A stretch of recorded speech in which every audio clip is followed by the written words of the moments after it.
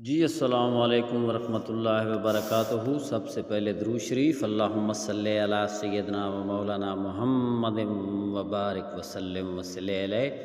جی دوستو، آپ سے گزارش ہے کہ چینل انبیاء کے معجزے سبسکرائب کر دیں تاکہ آنے والی ہر نئی ویڈیو آپ تک پہنچ سکے۔ آج کا موضوع ہے نبی کریم صلی اللہ علیہ وآلہ وسلم درود کا جواب دیتے ہیں۔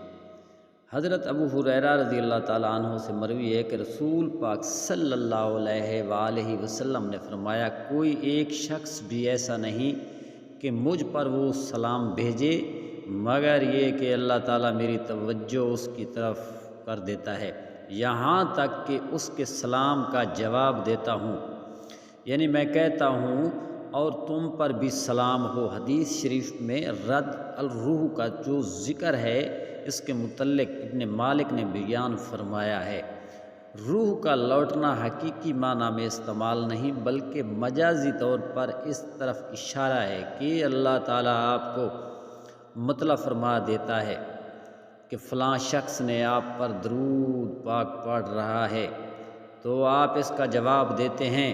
اس حدیث کا معنی علامہ سیوطی رحمۃ اللہ علیہ نے کئی طرح بیان کیا۔